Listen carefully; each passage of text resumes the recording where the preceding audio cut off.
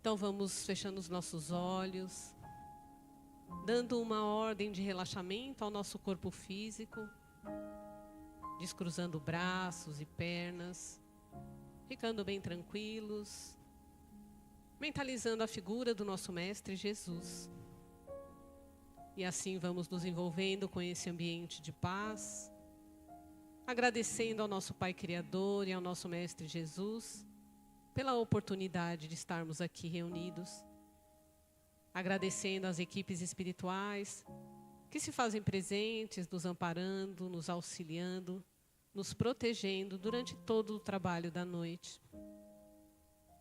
E assim, bem tranquilos, vamos nos ligando aos nossos mentores individuais, este companheiro de todas as horas, que nos acompanha, que nos intui durante toda a nossa jornada. Vamos nos ligando às equipes de proteção e limpeza de ambientes, representadas por Itaporã, Brogotá e seus índios, Princesa Isabel e seus negros, Suamia e os filhos do deserto.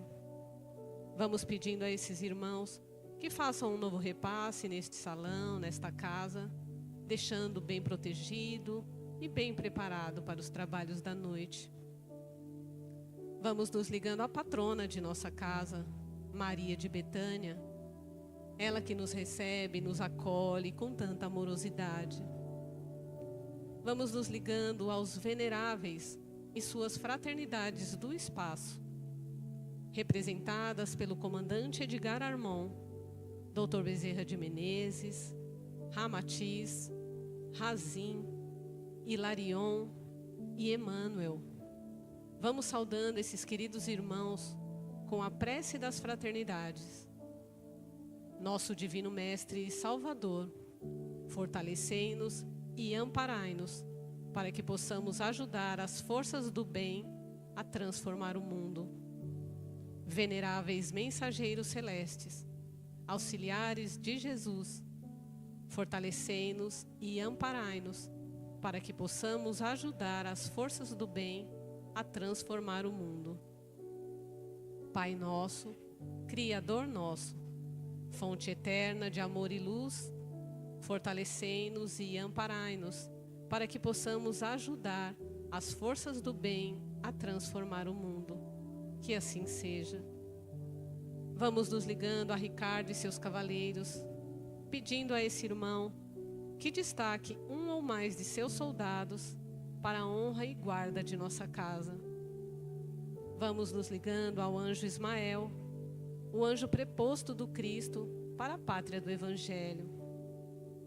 Vamos nos ligando aos apóstolos do Cristo, representados na figura de Maria de Magdala, essa irmã que foi o nosso maior exemplo de reforma íntima e de amor ao nosso Mestre Jesus.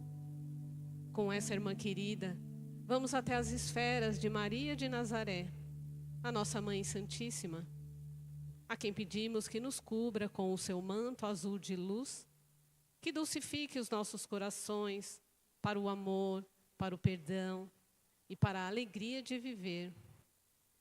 E com nossa mãezinha querida, vamos até o seu Filho, o nosso amado Mestre Jesus, a quem agradecemos por toda a sua proteção, por todos os seus exemplos e ensinamentos, pelo seu Evangelho de luz. E com o nosso Mestre amado, vamos elevando o nosso pensamento ao mais alto. E de joelhos em espírito, vamos até o nosso Pai Criador. Pai nosso, que estás nos céus, santificado seja o teu nome. Venha a nós o teu reino, e seja feita a tua vontade, assim na terra como no céu. O pão nosso de cada dia, dá-nos hoje e sempre. Perdoa, Pai, as nossas dívidas, assim como devemos perdoar os nossos devedores. E não nos deixeis cair em novas tentações, mas livra-nos, Senhor, de todo o mal. Que assim seja, graças a Deus. E assim vamos abraçando carinhosamente nosso palestrante da noite, Ricardo, seja bem-vindo.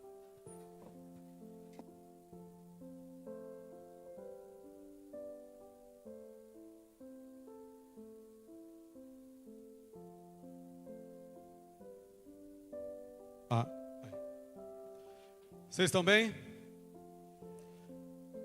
Cansados? Sim?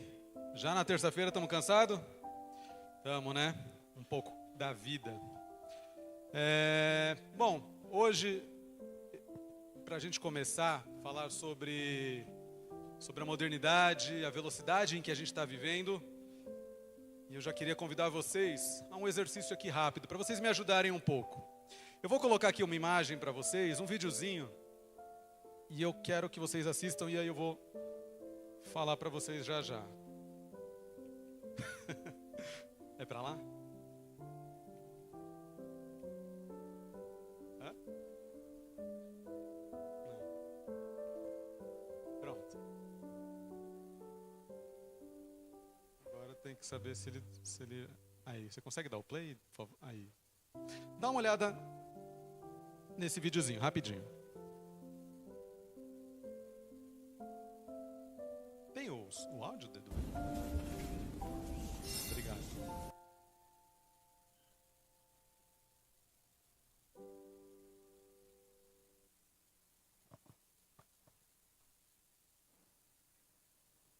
Hã? Travou aí?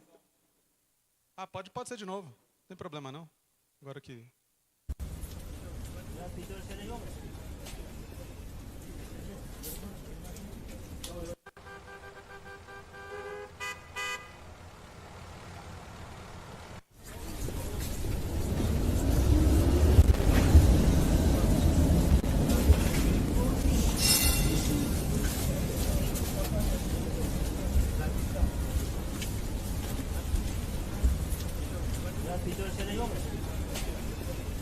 Pode dar uma pausa, por favor? Dá uma pausa, rapidinho. Desse vídeo aí, eu vou fazer uma pergunta para vocês. O que é que vocês conseguem, ou... Vou mudar a pergunta. Vocês conseguem ver a espiritualidade atuando nesse vídeo? O que tem de espiritual nesse vídeo? O que vocês conseguem enxergar, deduzir, imaginar que isso aqui tem a ver com espiritualidade? Vocês conseguem ver a espiritualidade atuando nisso? Nesse caos? Aparentemente um caos? Essa correria, essa pressa toda? Conseguem? O fato da gente não conseguir observar, e aí, claro, a minha pergunta, ela não é aquela pergunta filosófica que a gente faz, né, que as pessoas vão falar, mas a vida, ela é espiritual. Não, eu quero saber na prática, porque a gente vivencia isso. A gente está ali, há um pouco da gente aqui, trânsito, na muvuca, na correria, indo para lá, indo para cá, compromisso, a gente está ali. E aí, o que a gente consegue imaginar de espiritualidade atuando aqui? Não muita coisa. O fato da gente não ver e não conseguir interligar nenhum fato de espiritualidade ali, isso representa que a espiritualidade não existe, ela não está ali? Hã? Ela está. Só que só tem um fato importante de a gente, nós como seres humanos, não conseguir enxergar que a espiritualidade ela está ali atuando de uma maneira muito forte e pesada. Alguém duvida que tem a espiritualidade toda atuante ali? Alguém fala, puta, Ricardo, eu não sei se está mesmo. Alguém aqui tem essa dúvida? Hã? Tem? Você não sabe se está muito ali? Onde que ela pode estar? Você acha que não tem lugar que não tem a espiritualidade?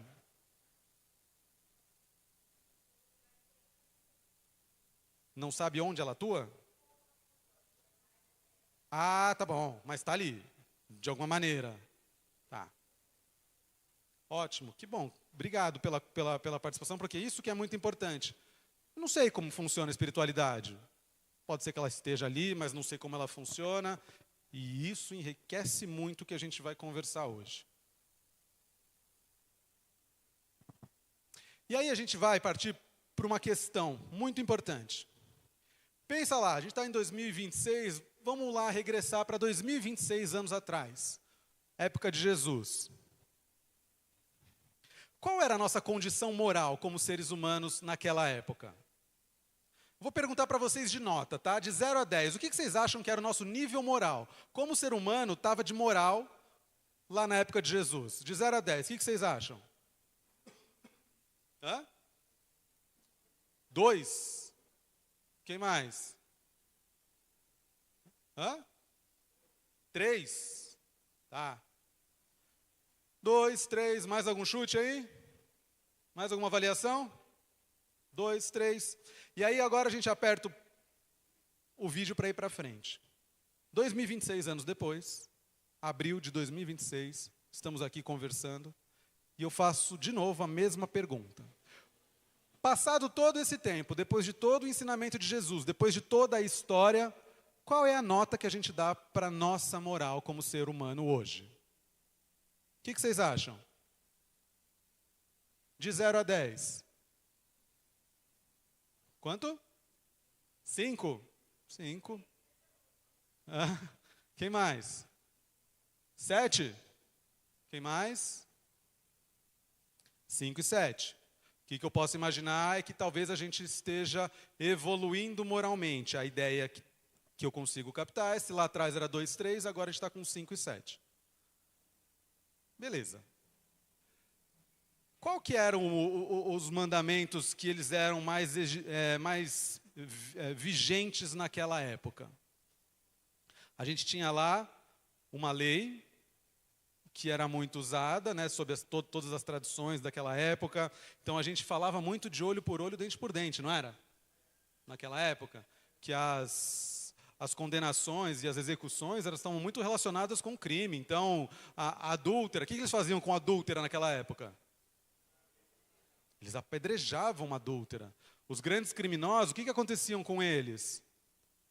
A pior das execuções, qual era a pior para os romanos, quando ia executar um bandido?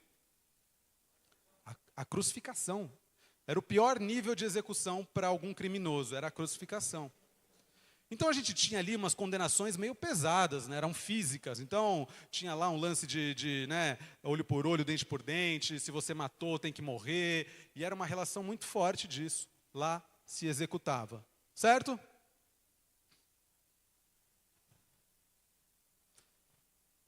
E aí eu sempre fico me perguntando um pouco, me perguntando e conversando.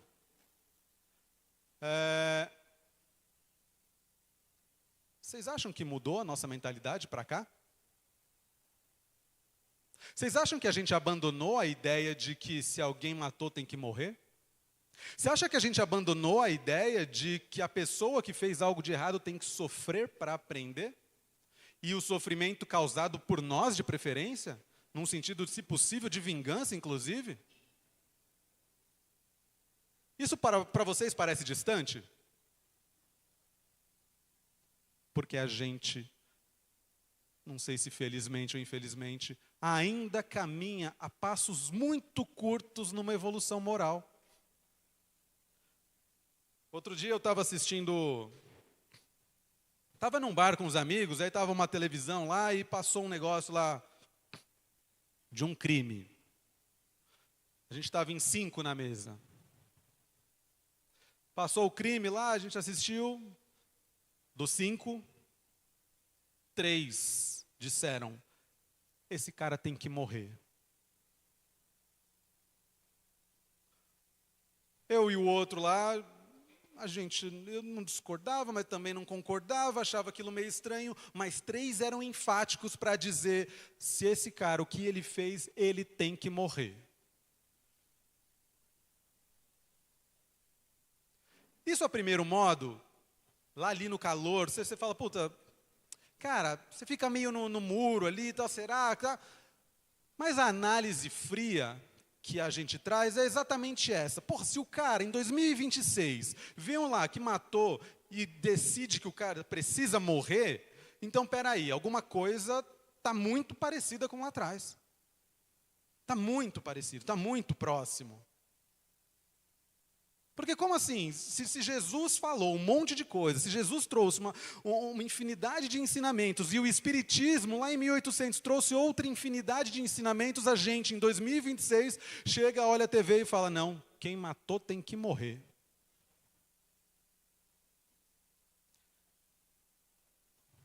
Eu não vou nem entrar nessa seara de discussão, tá? A favor ou não, eu não sei. Isso aí é política e não pertence a nós. Pelo menos não a mim. Jesus falou, né? Dai a César o que é de César, e para nós o que importa é a nossa evolução moral. Mas eu só trago uma reflexão de pensamento que às vezes a gente acha, nossa, a gente evoluiu pra caramba. Moralmente eu não sei se a gente evoluiu. Agora, tecnologicamente, isso a gente não tem nenhuma dúvida do quanto a gente evoluiu. Isso é disparado. Todo mundo concorda, não precisa nem de nenhuma pesquisa, não precisa de nada. A gente sabe que a gente nunca, na face da Terra, nunca na história do ser humano, a gente teve tanto conforto como a gente tem agora. Tanto conforto, a gente tem facilidades, a gente tem um monte de tecnologia que vai proporcionando cada vez mais conforto, cada vez mais facilidade. Pô, Ricardo, isso não é bom? É ótimo. O fato por si só, ele é ótimo. Se não fosse isso aqui. Não sei usar o laser, mas nunca estivemos tão cansados, apesar de tanto conforto. Eu fico me pensando, eu falo, pô, cara, se eu tenho conforto, como é que eu estou cansado? Se eu consigo descansar, se eu tenho facilidade, se eu não faço tanto esforço, se eu não preciso gastar muita energia para fazer as coisas que eu precisava fazer, se eu não, sei lá, não preciso mais ir no supermercado, não preciso mais lavar a louça, tem uma máquina lá que lava, não preciso lavar roupa, tem uma máquina que lava, eu não preciso atravessar a cidade, não preciso de nada. Eu tenho coisas que me facilitam, tenho aplicativos, tenho ferramentas, e mesmo assim, são duas coisas que me faltam. Aliás, uma que me falta e uma que me sobra. Me falta tempo e me sobra cansaço. Hoje é muito difícil eu conversar com uma pessoa no consultório e a pessoa falar para mim, e a pessoa não dizer, Ricardo, eu precisava ter um dia de 25, 26 horas por dia, porque eu não tenho tempo para fazer nada. Eu não me lembro da última vez que alguém chegou no consultório e falou, nossa, meu tempo é super tranquilo, eu sou super organizado, eu consigo fazer tudo tranquilamente, enfim, eu controlo o meu horário facinho. Eu não lembro da última vez que aconteceu isso. E eu vou dizer além, eu não lembro nem se isso aconteceu dentro do consultório. De alguém dizer que, cara, se eu estou com tempo, ok. Mas o que não me falta é relato de pessoas que me dizem, eu não tenho tempo para nada, a minha vida é uma correria, eu não consigo me organizar, eu chego atrasado, e quando eu chego atrasado, eu chego no horário, mas aí eu saio atrasado, e aí é sempre uma bagunça, porque eu nunca tenho tempo para nada. E teoricamente, pela evolução do processo tecnológico, era para a gente ter o quê? Tempo sobrando. Eu não preciso mais atravessar a cidade, eu não preciso mais ir comprar uma pizza, eu não preciso mais lavar roupa e demorar lá um tempão. Eu ponho na máquina e aí o tempo que eu... Pegar o exemplo da máquina, o tempo que eu boto na máquina, até ela bater, rodar e terminar, eu tenho aí pelo menos umas 2 horas de ciclo da máquina. O que eu faço com essas 2 horas? Que vai me sobrar. E eu estou falando no sentido literal. Um instrumento, uma ferramenta, uma lavadora de roupa, que vai me economizar 2 horas e meia, pelo menos, de exercício físico, ali, de gasto de energia. Aí eu tenho 2 horas e meia que eu ia gastar, mas agora eu tenho livre. O que é que eu faço nessas 2 horas e meia? Aonde que eu coloco?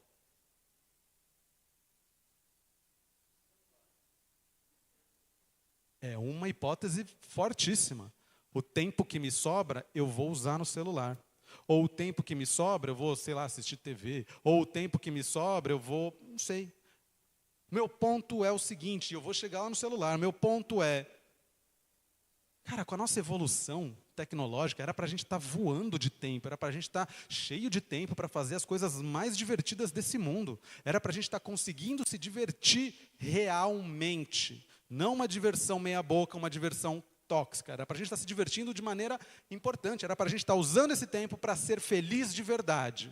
E não meio feliz.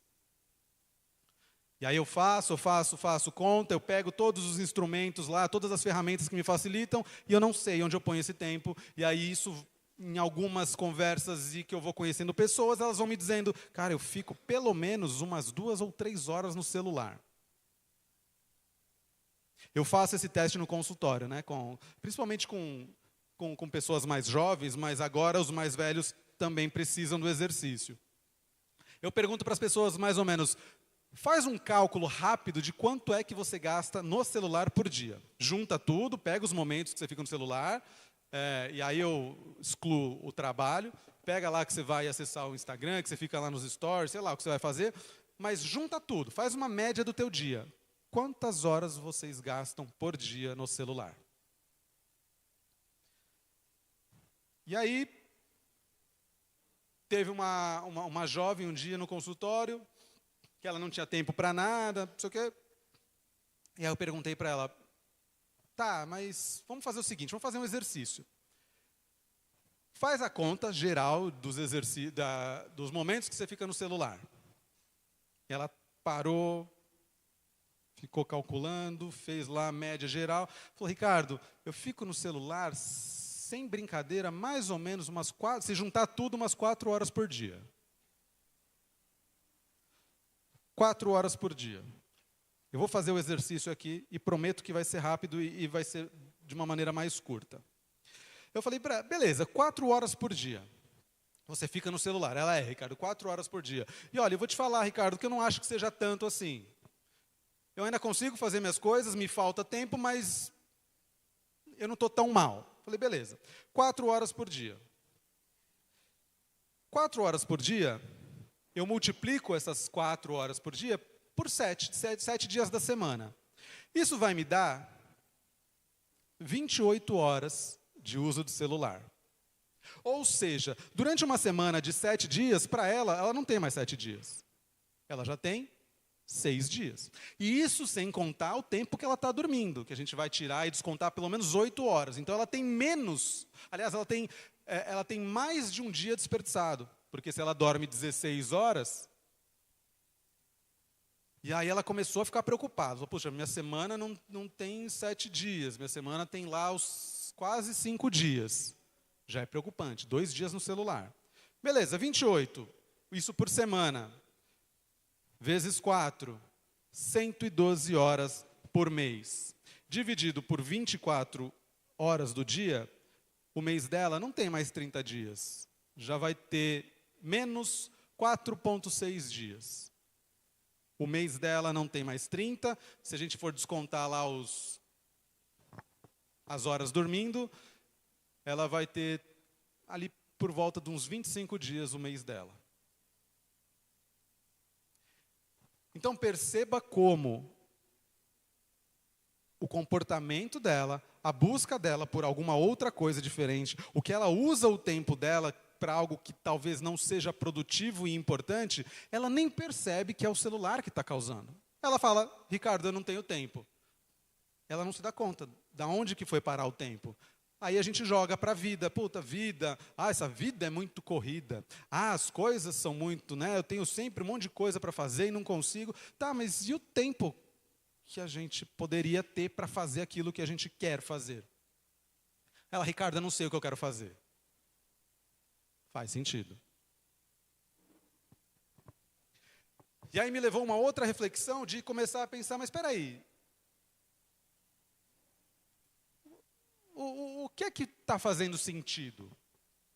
Aí eu estou atualizando aqui, tá? Então a gente tem mais acesso, mais estímulo e mais distração. Então aqui é a pergunta, se a gente está evoluindo tanto, por que a gente está se sentindo tão perdido ultimamente?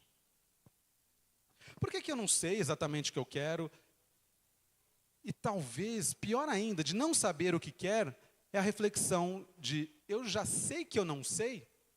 Porque tem algumas pessoas que nem entenderam ainda que elas precisam de um propósito, elas só estão fazendo aquilo que ela achou que tem que fazer. Eu tenho que trabalhar, eu tenho que pagar as contas, eu tenho que não sei o quê, não sei o quê. E aí põe uma rotina de trabalhar, de fazer, de pagar as contas, e aí esquece da coisa mais importante, que é a razão pela qual nós estamos aqui na Terra. Qual é a nossa razão de estar na Terra? Pergunto a vocês. Alguém sabe aqui qual é a razão de estar na Terra? Qual é? O que vocês acham? Aprender, evoluir. Quem mais? Ótimo. Ajudar. Perfeito. Agora, eu especifico mais a pergunta. Qual é a tua função na Terra? Qual é o teu aprendizado? Quem que você tem que ajudar? O que é que você tem que aprender? O que é que vocês precisam melhorar? Isso está claro para vocês? Quem aqui tem essas respostas? Sim, eu sei o que eu tenho que fazer aqui na Terra, o meu propósito está alinhadíssimo com o que eu preciso fazer. Levanta a mão.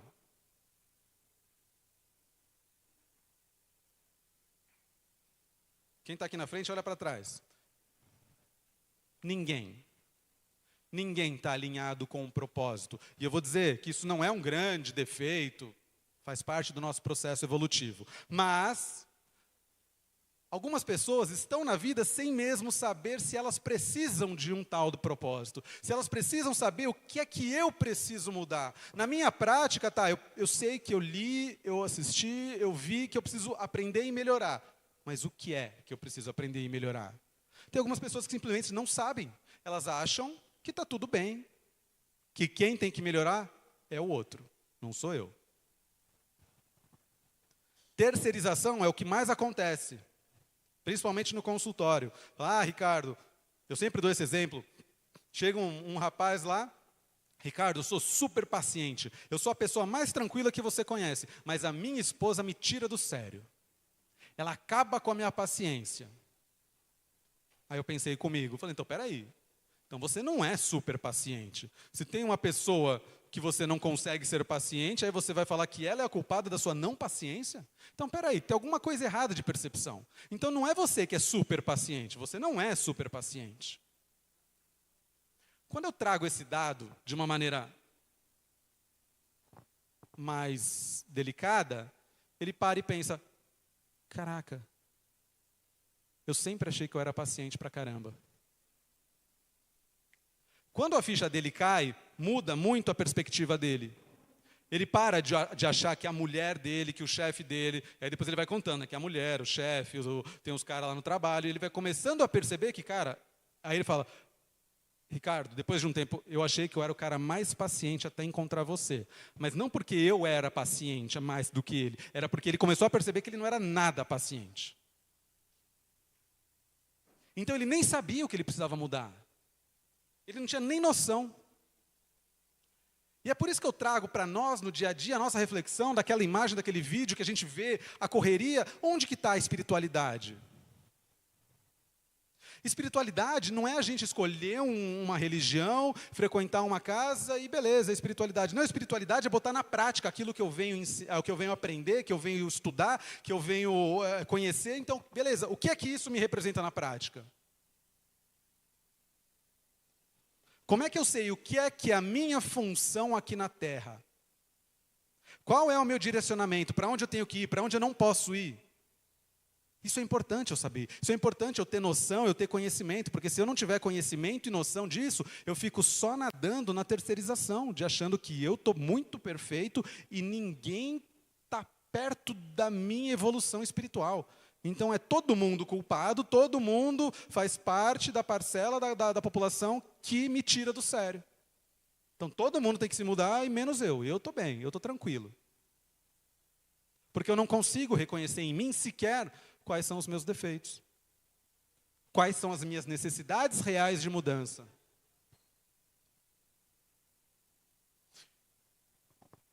E eu trago isso como parte prática porque eu passei por muito tempo frequentando o centro espírita, vendo palestra, lendo os livros, muito tempo estudando, e sempre as respostas eram muito parecidas, eram sempre muito teóricas, eram sempre muito conectadas com algo que era quase inatingível. Você tem que ser humilde, você tem que ser, como é que fala? Caridoso, eu tenho que ser um monte de coisa. A gente não aprende que a gente tem que ser um monte de coisa? Tem que ser paciente, tem que ser caridoso, tem que ser não sei o quê, não sei o quê, não sei o quê. A gente aprende isso. Tá, mas e na prática, como é que eu faço isso? Quais são as minhas oportunidades de ajuda? Para quem que eu tenho que ajudar? Onde eu reconheço uma oportunidade de ajuda? Aonde eu reconheço a minha oportunidade de ser mais caridoso, de ser mais paciente? Aonde é que eu vejo essa necessidade aplicada a mim? Eu não vejo. Eu só sei que eu tenho que ser mais paciente, mas como é que eu vou fazer isso? Se vem lá a minha esposa, vem lá me xingando, vem o meu chefe, vem não sei quem, como é que eu vou ser paciente diante dessas situações do mundo? Se eu estou atrasado e tem aquele trânsito maldito lá, que você está na marginal, você precisa chegar às 6 horas no lugar, você saiu 6:01 e você fala, putz, não vou chegar. Claro que não. E a culpa é quem? Do trânsito? Muitas vezes a gente acha que é. Caramba, não dá mais para viver nessa cidade, olha o trânsito. Eu saí 6:05 para chegar às 6 horas no lugar. A conta não bate, né? Então esse é o nosso processo de terceirização, esse é o nosso processo de botar a culpa nos outros, esse é o nosso processo de não olhar para onde? Para onde importa. Para botar a espiritualidade toda que a gente aprende, para botar ela na prática. O que funciona para mim? O que é que eu tenho que mudar? O que é que eu sinto que eu não consigo lidar com as pessoas? Se eu não consigo lidar com as pessoas, são as pessoas? Ou sou eu que tenho alguma coisa ali para melhorar? O que acontece nas minhas relações? Onde é que eu percebo mais as minhas dificuldades? Onde é que as pessoas mostram mais os meus defeitos? Onde vocês imaginam? Em qual situação?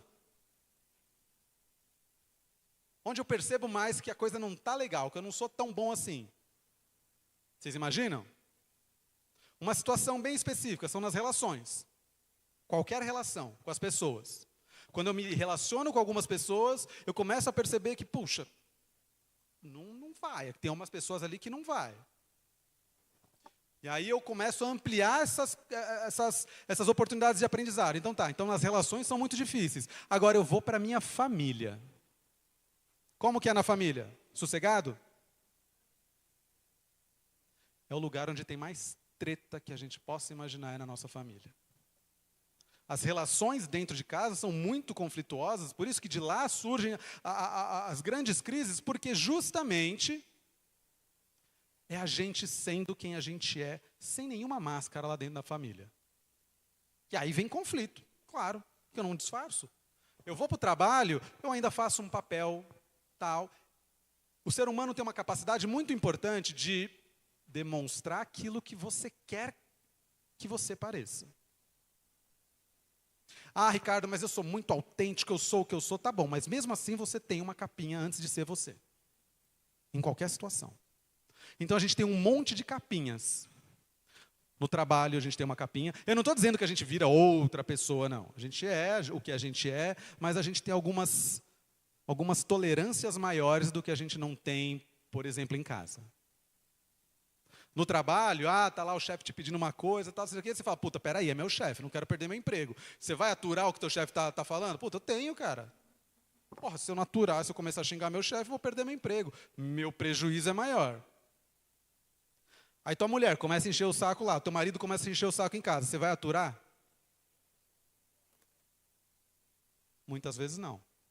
Teu filho começa a querer as coisas lá, começa a xingar, começa a gritar, tua filha, o teu cunhado, todo mundo lá te perturbando, você vai conseguir fazer uma medida? Peraí, isso aqui eu preciso aguentar? É muito difícil essa conta na prática. Não dá, é difícil, é quase impossível. A gente vai explodir, a gente vai ter conflito, a gente vai para a treta, a gente vai para a guerra. E principalmente a gente vai para a guerra por um motivo. Vocês imaginam qual que é?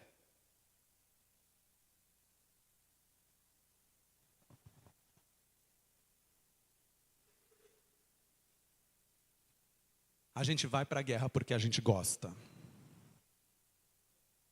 A gente gosta de um conflito lá no fundo. A gente não gosta de ceder, de abrir mão, a gente não gosta, a gente quer estar certo. E a gente não quer só estar certo, a gente quer que o outro reconheça a nossa vitória. Mas eu não gosto de conflito. Gosta, você só não gosta de enfrentar o seu lado que gosta do conflito. Ninguém faz aquilo que não gosta. A gente repele aquilo que a gente não gosta. E qual é a prova maior disso? Pergunto a vocês. Alguém aqui gosta de sofrer? Ou de sentir dor?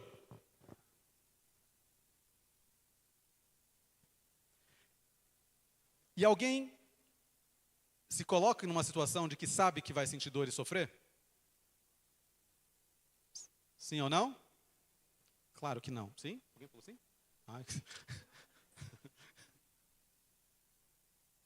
Não. A gente não se coloca em movimento e posição de sentir dor. Se há algo que a gente imagina que isso pode me causar alguma dor ou frustração, o que eu faço? Eu fujo, eu evito, eu deixo para lá. Simplesmente, na maior cara de pau, eu não faço. E por que eu não faço? Porque eu não quero fazer aquilo que eu não gosto. E eu não gosto de sofrer, então eu não vou fazer algo que me dê a possibilidade de sofrer. Isso faz sentido para vocês? Sim ou não? Quantas vezes vocês já deixaram de fazer alguma coisa que era importante para vocês porque vocês ficaram com medo? Um monte. Quantas vezes vocês poderiam ter uma conversa importante com alguém e que vocês não tiveram e que perderam a oportunidade? Porque vocês ficaram com medo. E aí esse medo vai travando a gente, esse medo vai paralisando a gente, e a gente nem percebe. Sabe o que a gente faz? A gente só se acostuma. A gente deixa só passar. Ah, beleza, deixa passar. Vou me acostumando. Eu não quero sentir dor. Mas ao mesmo tempo que eu deixo de sentir dor, eu também deixo de sentir alegria. Porque a imagem é a seguinte, a metáfora é, se eu não quero sofrer, o que eu faço? Eu me protejo. E como é que eu me protejo do lobo mau? Eu construo a melhor casinha que ele não possa soprar e derrubar. É ou não é? Se vocês fossem os 3 porquinhos e vocês não querem que o lobo mau derrube, vocês vão construir de madeira, de palha ou de tijolo a casa de vocês? Vocês constroem de tijolo. E eu vou dizer, vocês são muito bons pedreiros, porque a casa de vocês, que protege vocês de sentir dor, é impenetrável.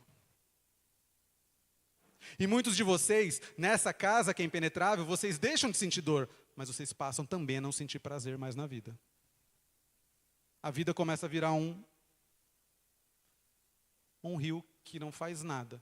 E vocês só vão sendo levados, sem sentir nada. Por quê? Porque vocês estão completamente protegidos dentro de um castelo, ou seja lá do que vocês vão chamar essa proteção de vocês, e que nada vai transpor isso. Nada. Para alguns isso é um lucro, tá? Puta, não vou sofrer. Nossa, que ótimo. Mas para a maioria de vocês isso incomoda. Incomoda porque não faz bem. Incomoda porque eu não sinto nada, eu não sinto a espiritualidade, eu não sinto o que é de maior nessa vida, que é aquela ligação que a gente não explica. Então a gente é muito bem sucedido naquilo que a gente se propõe. Essa é uma máxima. Guardem isso para vocês. Naquilo que a gente se propõe e treina, a gente vira perito. Ah, mas isso serve para qualquer coisa, Ricardo? Serve. Ah, eu quero mudar de profissão, eu consigo? Consegue. Se você fizer isso por bastante tempo, muitas vezes, você vai ficar bom. Não tem outro caminho, você vai ficar bom. E aí a gente passa quase a nossa vida toda tentando não sofrer.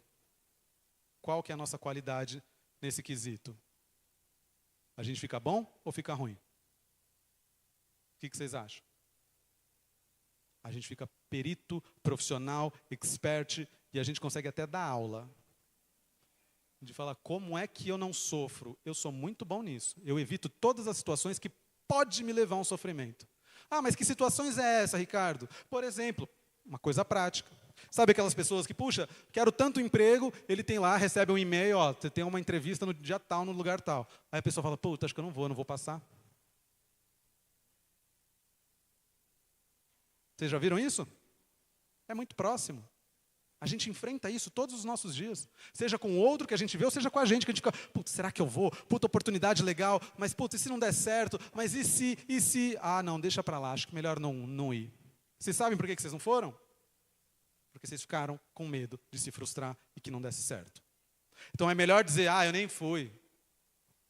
Estou ali, seguro, na minha casinha, lá na minha proteção, do que chegar lá e falar, puta, você foi rejeitado. Cara, isso é um baque para qualquer pessoa. Cara, como é que eu fui lá e fui rejeitado? E enfrentar a dor da rejeição, enfrentar as dores possíveis e as frustrações, nos colocam diretamente de frente com a gente. Cara, você foi rejeitado. Cara, não te quiseram lá. Como é que você reage a isso? Como é que você reage a alguém te dizendo, eu não te quero aqui? Porra, é muito difícil isso para qualquer pessoa. Porque a gente precisa, de alguma maneira, ser aceito. E isso é do ser humano, de ser aceito, de fazer coisas que são aceitáveis para o outro. O outro precisa gostar da gente de alguma maneira. Tem que gostar. Se eu tiver que fazer um negócio lá que eu nem gosto, eu vou fazer, porque se o outro gostar de mim, puta, valeu. Ah, eu nem sou muito disso, mas eu vou lá e faço. O outro, puta, ele gosta, deixa eu fazer. Preciso ser aceito, preciso que as pessoas gostem, eu preciso que eu me sinta diferente. Agora, perceba o direcionamento, eu estou pensando no outro, eu não estou pensando em mim. E eu faço coisas que, inclusive, podem me prejudicar se eu souber que o outro vai ficar feliz com aquilo que eu estou fazendo. E eu vou dizer, não, está tudo bem, eu não ligo para isso, eu vou fazer. E o que você quer fazer de verdade? Não, deixa para lá. Não sei se compensa, não. Então, a lição maior, eu vou fazer o que eu puder para não sofrer. O que for necessário para não sofrer. Só que a gente nem sabe disso. E aí, teve outro paciente que estava no consultório, ele é dependente químico.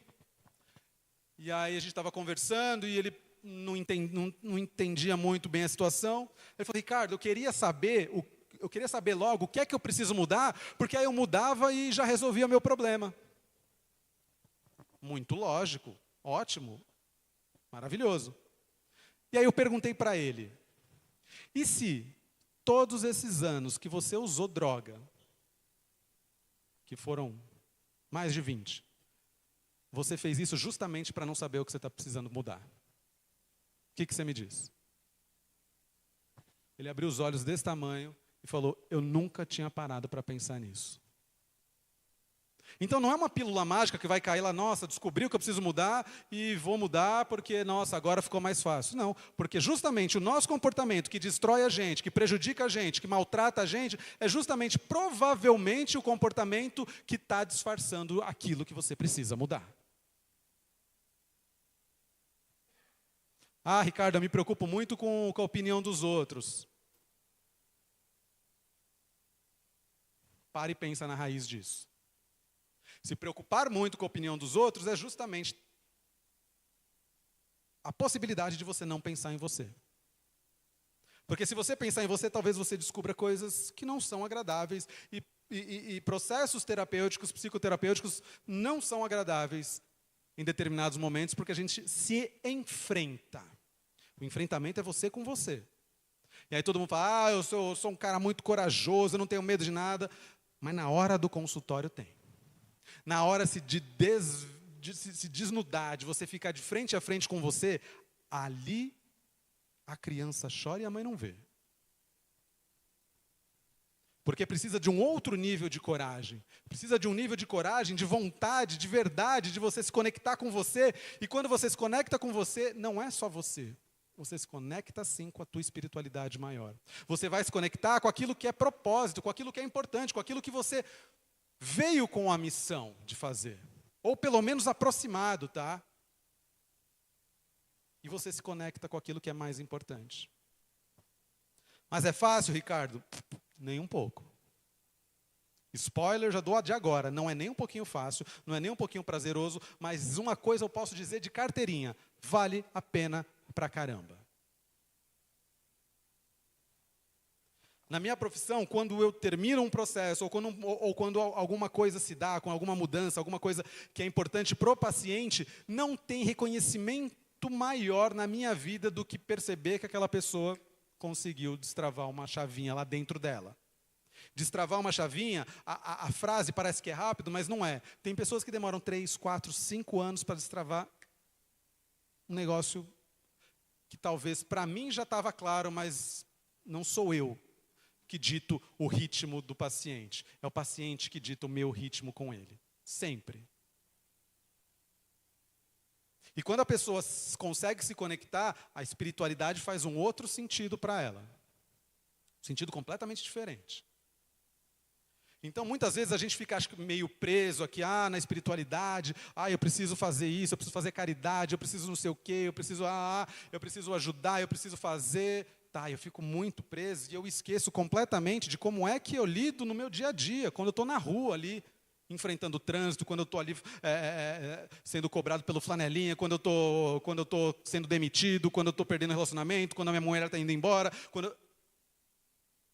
Essa parte prática é mais difícil. Aqui, ambiente controlado, aqui é maravilha, a gente é maravilhoso.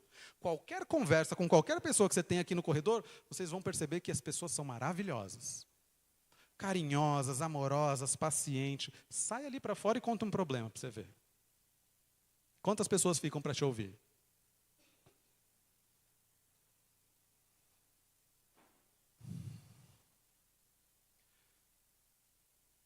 E o meu convite é justamente para a gente encarar o que é de fato, não é a gente, já passou o tempo, ou talvez, para nós aqui, e eu falo com vocês, assim como eu falo comigo, para nós já passou o tempo da gente ficar sentado no livro e só lendo teoria. Passou. A vida está acontecendo, as catástrofes estão aí, a transformação planetária está em pleno rumo. Vocês acompanham aí as notícias do mundo? Estamos num momento de paz, tranquilo? E não é agora, é sempre que o mundo já é um caos. E se a gente ainda ficar sentado achando que as coisas são maravilhosas e que Jesus vai nos ajudar e que eu não preciso fazer nada, esse tempo já acabou. A espiritualidade vai ajudar? Vai, um monte. Estamos todos amparados, todo mundo, o mundo inteiro, está com o seu anjo da guarda, o seu protetor, está com todas as equipes disponíveis para quem quer fazer o bem. Está ali, todo mundo atuando. A espiritualidade aqui na casa, forte pra caramba. Mesmo que a gente não veja, a gente sabe que está aqui e a gente sente. Numa casa é importante para a gente sentir. Mesmo as pessoas que são mais, que não sinto nada. Se você chega aqui na casa e sente um sono, e sente uma moleza, e sente um relaxamento, ótimo, você está sentindo alguma coisa. Ótimo, você está no lugar certo. Se eu chego numa casa, e seja qual ela for, eu chego lá e não sinto absolutamente nada, eu tenho que parar e pensar, peraí, será que lá é o meu lugar? Porque eu preciso sentir. É importante que eu sinta alguma coisa. É importante que vocês sentem aí, no começo lá que a luz está apagadinha, você começa a morrer de sono, começa a bocejar, ou quando o cara está falando aqui um monte de groselha, você começa a ficar com sono também. É importante que você sinta isso. Não é desinteresse, não. É que você está sendo tocado por algum tratamento, por alguma coisa da espiritualidade. Ótimo. Mas a gente precisa sentir e precisa estar consciente disso que a gente está sentindo. A gente tem que entender e saber que eu estou sentindo. Eu estou lá, eu me sinto bem. O que é me sentir bem? Não sei. Tenta decifrar o que é sentir bem. Eu me sinto mais relaxado. Eu me sinto mais seguro. Eu me sinto mais empoderado, sei lá. Mas tenta definir para você o que é se sentir bem. O que o Betânia, a casa, traz para você. Me traz uma força, Ricardo, me traz uma energia. Eu saio completamente diferente. Eu chego na semana, eu estou energizado. Hoje é terça. Na quarta-feira eu estou forte. Parece ótimo. Esse é o lugar de vocês. E a partir do lugar de vocês é que vocês vão ganhar essa força para atuar lá onde a gente estava falando, na vida real, nos problemas, nas tretas, nas paradas que a gente precisa resolver, tomar decisão. É lá que a espiritualidade tem que prevalecer dentro de vocês. Eu não posso tomar decisões baseadas, eu posso. Mas talvez não seja tão produtivo para mim eu continuar tomando decisões baseadas única e exclusivamente nas leis terrestres. Eu não posso basear todas as minhas emoções naquilo que eu estou pensando. Fazer um parênteses aqui para vocês, rapidão. Vocês já ouviram aquela frase, a gente é o que a gente pensa? Quem já ouviu? Sim? Vocês acreditam nisso? Vocês já ouviram aquela frase, a gente é o que a gente pensa? Já ouviram? Muitas pessoas falam que Buda disse isso. Só que Buda não disse isso.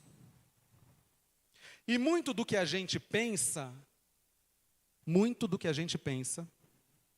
e eu vou dizer muito, talvez mais de 90% do que a gente pensa, é distorção. E aquilo que a gente acredita é justamente em distorção. Sabe quando a gente fica pensando, nossa, eu não presto para nada, nossa, eu não faço nada certo, nossa, eu não sei o quê, nossa, sabe esses pensamentos? Vocês acham que eles correspondem com a realidade? Na hora vocês acreditam. Aqui é um ambiente neutro, de condições ideais. Aí, beleza, Ricardo, não, isso não faz sentido. Mas e na hora, vocês acreditam? Muito. E é por isso que tem um monte de gente doente. É por isso que tem um monte de gente em transtorno de ansiedade, transtorno depressivo, porque estão acreditando naquilo que elas estão pensando. E isso também é uma distorção da positividade tóxica, né? Que o Ocidente aproveitou aqui algumas coisas para dizer, é só você pensar positivo, tá? Alguém já leu aquele livro O Segredo? Já? É só você pensar direitinho que a coisa vai acontecer, que você tem que mentalizar para as coisas acontecerem, você tem que pensar. A única coisa daquilo que é legal do livro, do O Segredo, de todas essas linhas muito positivas, é que, claro, se você mantiver um pensamento positivo, você tem uma outra vibração. O problema é, como é que eu mantenho meu pensamento positivo? Alguém tem uma resposta para mim? Porque eu não sei. Alguém tem uma sugestão? Fazendo o quê? Você consegue fazer coisa positiva 24 horas do dia? Hã? Boa. Tentar. Eu tenho para mim, tá? Isso é uma coisa minha. Que o tentar não existe. Ou eu faço ou eu não faço. Se eu consigo fazer 24 horas, enquanto eu estiver acordado, coisas boas, ótimo. Você tem razão. Agora eu vou te contar um fato que eu aprendi com uma aula que eu tive com um monge budista. O que a gente imagina de um monge budista? É aquela pessoa que consegue ter uma mentalidade, um pensamento, um controle do pensamento. E eu tinha essa ideia, falando, nossa, um monge ele está lá, sempre vibrando num alto astral, numa energia positiva, tal, beleza. Nessa aula que eu tive com esse monge, ele me falou o seguinte, no treinamento dos monges, e durante a vida do monge, eles têm quase os mesmos pensamentos da gente que mora na cidade. Pensamento negativo. E no treinamento, olha que engraçado, ele falou, quando a gente está no treinamento, eles colocam numa sala, todos os estudantes lá, virados para a parede, para eles começarem a meditar. E aí ele falou, o mestre que está dando aula, ele fica com uma vara de bambu, sabe aquelas vareta chinesa? Eles fazem um rolinho assim, uma vara grossa, e o monge que ele perceber que destoou, que parou, que pensou, que se desconcentrou, paulada nele. Pá! Para ele retomar o pensamento. Ou seja, o que eu quero dizer com isso é que na condição humana é muito difícil a gente conseguir se manter 100% positivo. É muito difícil. Nem Chico conseguiu se manter 100% positivo. Tinha momentos que ele vacilava.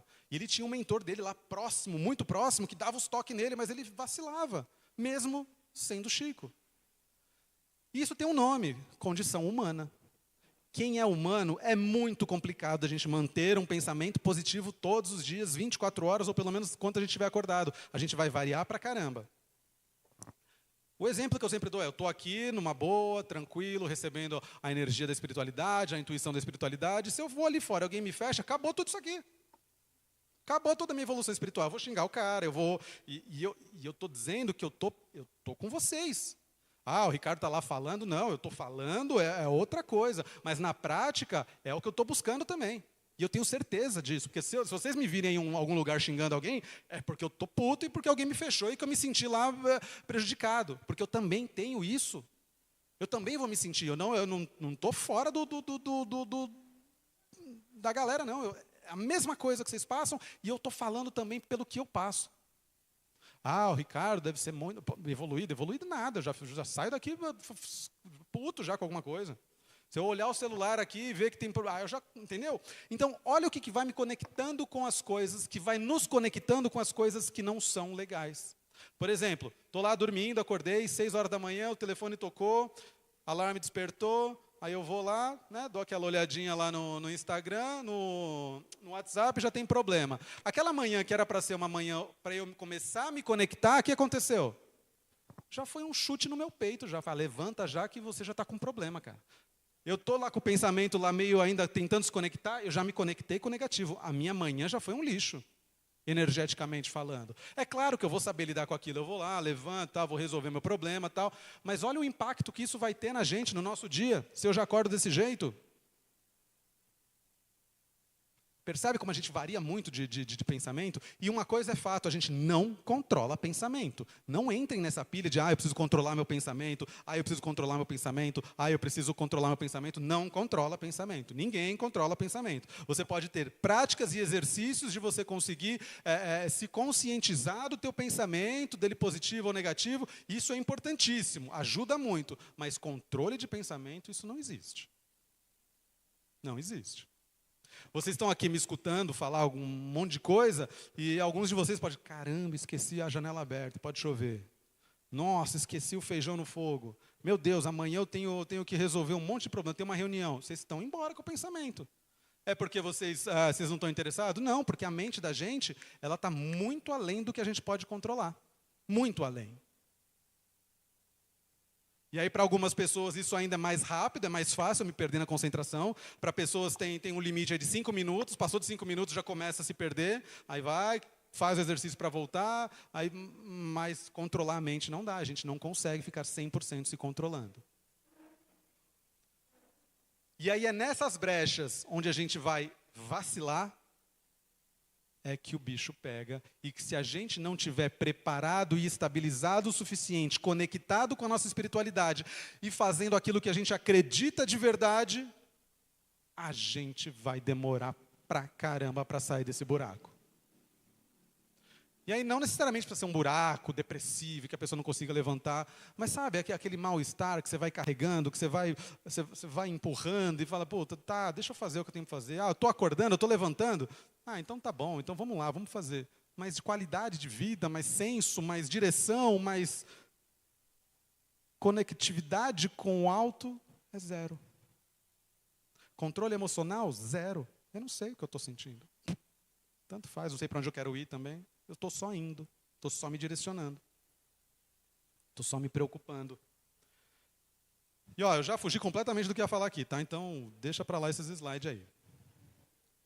Não vai me levar a nada agora. Então, retomando e entendendo a importância de eu perceber, de eu me conectar e de eu me orientar naquilo que é importante. Naquilo que para mim é importante. Pode ser que o que seja importante para mim não seja importante para o meu pai, não seja importante para minha esposa, não seja importante para ninguém, mas eu, sei lá, por algum motivo eu comecei a fazer porque era importante para as outras pessoas. Tá, então para todo mundo e pensa. Vou passar um exercício para vocês dormirem. Que horas são? 9h30? Então, já vou dar agora o exercício. Tinha mais coisa a falar, mas está tudo bem. O exercício é o seguinte, vocês vão fazer a prece aqui, vão fazer a prece de encerramento. Chega em casa, tranquilos, num ambiente... Tenta montar, pelo menos, um ambiente tranquilo, senta lá na tua cama, senta na cama. Essa é uma dica que eu sempre dou, principalmente quando trabalhava na entrevista, fala, faz uma prece à noite. Primeira coisa, senta. Porque se deitar, já sabe. Todo mundo já sabe onde a gente vai parar, né? Começar a prece deitado... Você não chega nem no pão nosso. Então, senta na tua cama, faz um Pai Nosso, se concentra. Pede para o teu mentor te ajudar a responder uma pergunta. E tenta não se conectar com uma resposta muito clara.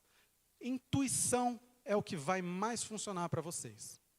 É o que vier na mente, é o que surgir. Nada vai ser muito claro e lógico e concreto. Mas façam a seguinte pergunta. Se a minha alma, se a minha essência superior pudesse me responder agora, quem sou eu nessa encarnação? Se a minha alma, a minha essência superior, pudesse me responder, me responda a seguinte pergunta: quem sou eu nessa encarnação? Qual é o meu direcionamento dessa encarnação? Deita, dorme e deixa a mágica acontecer. Talvez alguns não vão conseguir intuir nada e está tudo certo, mas para aqueles que não conseguirem, a minha dica 2 é: façam isso vários dias repetidos. E vai buscando conectar com aquilo que é importante para você, com aquilo que tem valor para você. Valor aqui dentro. Porque se eu não estiver preparado, se eu não estiver conectado com que tudo que a casa dá, se eu não estiver pronto para colocar isso em prática ali fora, assim que o cara te fechar no carro, você ainda precisa praticar muito tudo isso que a gente está falando. E não é você individual, somos nós que precisamos praticar muito tudo isso que a gente tanto fala aqui. Faz sentido para vocês? Muita viagem? Não? Deixa eu só botar a última parte aqui, que tem eu acho que era essa pergunta. Eu fugi completamente, tá? Não tem nada a ver aqui que eu...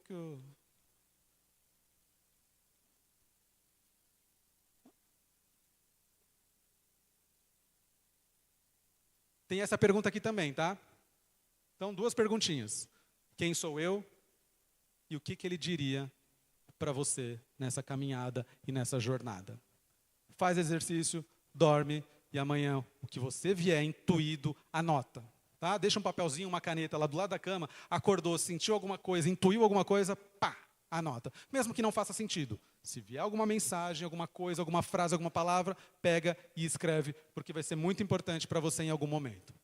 Beleza? Então é isso aí, pessoal. Muito obrigado pela atenção de vocês. Que vocês tenham uma ótima noite de sono e que vocês consigam respostas nesse exercício. Tá bom? Boa noite.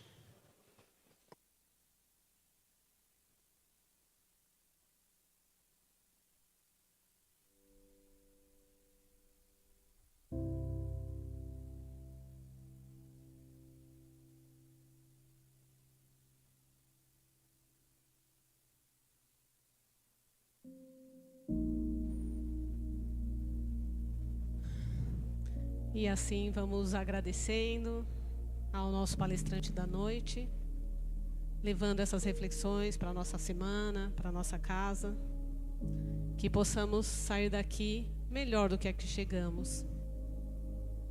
E assim vamos fechando os nossos olhos, nos conectando com a espiritualidade, agradecendo a todas as equipes que se fizeram presentes durante os trabalhos, nos amparando, nos protegendo. E assim vamos unindo tudo aquilo que temos de melhor em nossos corações e vamos transformando tudo isso em vibrações. E assim vamos vibrando pelo bem universal, vibrando pela paz na terra e boa vontade no coração de todos os homens, vibrando pelo Brasil, por seu povo, seus dirigentes, vibrando para que o Evangelho de Jesus seja a norma de conduta de toda a humanidade, vibrando por todos os sofredores, encarnados, desencarnados, vibrando por todos os lares da terra, em especial aqueles que ainda se encontram em desarmonia, vibrando por esta casa que nos acolhe, o Grupo Socorrista Maria de Betânia, suas urnas de vibrações, câmeras de passes, seus dirigentes, trabalhadores, alunos e assistidos, vibrando pela fraternidade dos discípulos de Jesus, pela união fraternal, por todas as casas que a compõem, vibrando por todas as filosofias e religiões que se reúnem em nome do Cristo, buscando o autoaprimoramento. Pedimos uma vibração especial aos países que se encontram em guerras, que a paz do Mestre, a luz do Mestre, possa alcançar esses corações tão endurecidos.